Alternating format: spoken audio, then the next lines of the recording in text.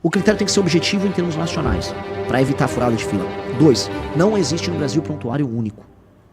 O político quer puxar aqui pra cidade e ele tem muito voto. Que é isso que os caras fazem? Você pensa em alguma política para essa classe, para a classe dos médicos mesmo, da saúde? Com a tecnologia, a centralização não é ruim.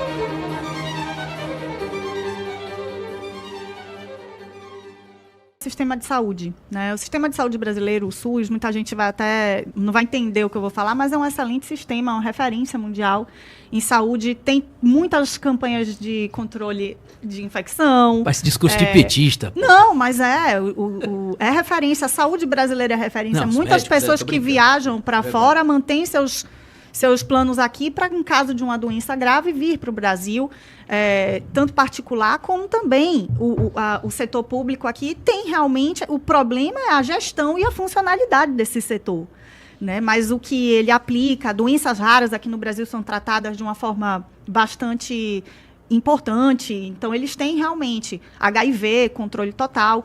Então eu queria entender o seguinte, a gente tem um grave problema de gestão da saúde pública. Aqui na Bahia, por exemplo, trazendo o cenário que eu conheço, temos regiões que não tem simplesmente hospital. Não tem. Regiões enormes, certo? Que são, assim, de uma extensão aí de uns 500 quilômetros e só tem um hospital que atende aquela região inteira.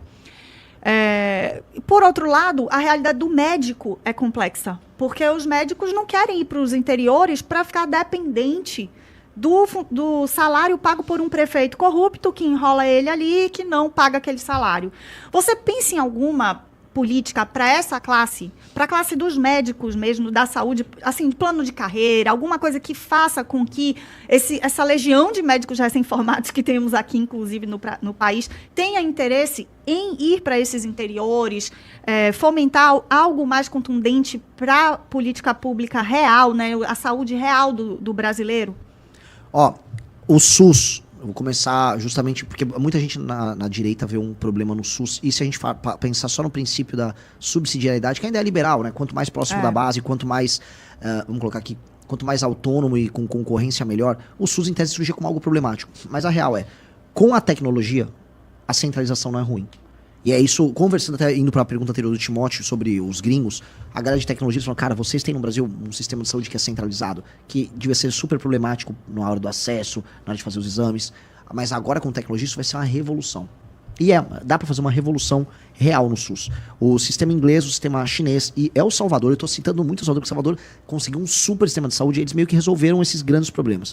O problema nosso maior é um problema de acesso. Acesso para fazer o exame, acesso aos hospitais para fazer as cirurgias.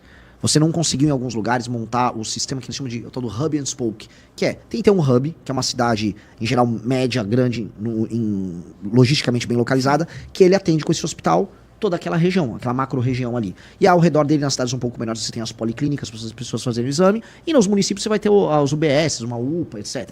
Beleza.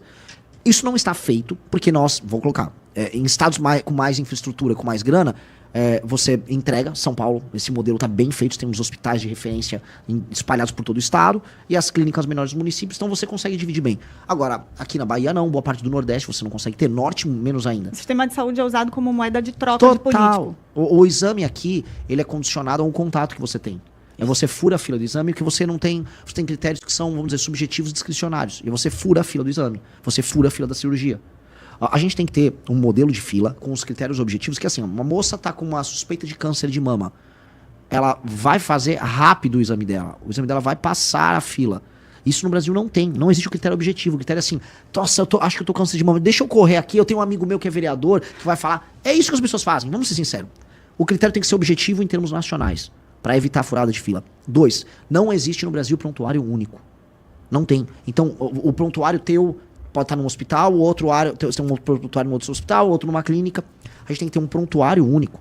E esse prontuário único, ele tenha todas as suas passagens, todas as suas ocorrências hospitalares, exames que você teve que fazer, gripes que você teve. Porque com base nisso, você vai conseguir aplicar finalmente o uso da inteligência artificial, machine learning. A China vai fazer isso em escala. E aí você consegue predizer, com base nas suas ocorrências, essa pessoa vai ter diabetes. Essa pessoa vai ter um problema cardíaco. Essa mulher está desenvolvendo câncer de mama. E aí você consegue aplicar a política preventiva nela. Aí você consegue mandar o agente de saúde, dona Neide, Estamos com o teu prontuário único, tocou no nosso sistema aqui, você vai ter problema, você vai ter um ataque cardíaco, a gente vai mandar a agente de saúde, a gente vai mexer na tua alimentação. Você vai precisar mudar e vou te passar os exames. Isso é o básico, só que sem um prontuário único você não tem a base de dados para fazer isso. Falei isso de alterações no sistema porque isso vai gerar uma revolução. É o Salvador que tá tocando essa revolução e é sensacional. Você tem basicamente o SUS deles está no celular, você coloca os seus sintomas aqui, você consegue fazer o teleatendimento. Então, eventualmente, uma pessoa quer fazer um oncologista, vamos pegar o caso da moça. Aqui demoraria meses para conseguir um exame se ela não tiver o contato. Num sistema que é integrado digitalmente, ela vai poder fazer um teleatendimento, dependendo do caso, com o médico que está no Rio Grande do Sul, ou que está em Roraima, que está em qualquer lugar. Ele atende em outro lugar, ele recebe, se ele for um privado, eventualmente algo pela cota SUS ali, para ele receber um pagamento.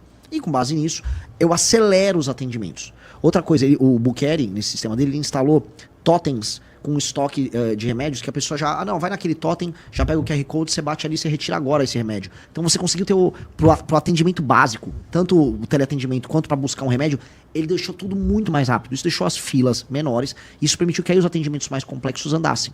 Indo para o plano de carreira dos médicos, naturalmente, quando você tem um plano de investimento para esses hospitais centrais e para as policlínicas, você vai poder montar os planos de carreiras para eles. Só que você não consegue fazer esses planejamentos hoje, porque não existe investimento e os critérios são subjetivos. Nisso, o governo federal vai ter que botar a mão no SUS e falar, esse aqui é o plano de investimento dos próximos 15 anos, esses aqui são os hospitais, esses aqui são as pessoas que serão contratadas, e aí você monta os concursos e os planos de carreira baseado nisso. O problema é que hoje é tão caótico que você não consegue desenhar um plano de carreira.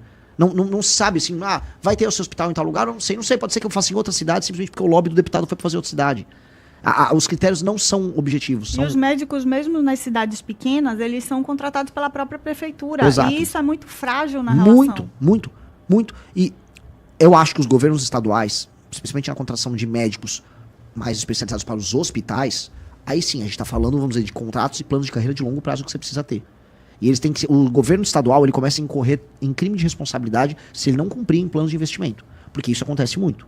E a existência desses hospitais e a regionalização deles não pode ser dada justamente por interesses políticos. O político quer puxar aqui pra cidade que ele tem muito voto. Que é isso que os caras fazem. Cara. Às vezes não é logisticamente, vamos dizer, funcional. Eu sei que não é saúde que eu vou falar agora, mas é um exemplo. Lá no Rio Grande do Norte, era pro aeroporto ser num determinado lugar perto de Natal. Fizeram num outro só porque caía na fazenda de um deputado e aí o deputado ia ter uma restituição da grana. Hospital segue esses critérios. Tem brigas pra receber o hospital na cidade porque o cara quer inaugurar. Aí você põe uma cidade que é logisticamente muito ruim pra receber e não numa cidade que tem que ser o hub. A gente tem que fazer isso. É uma matéria basicamente de planejamento e de poder central. E o governo federal vai ter que atuar nisso.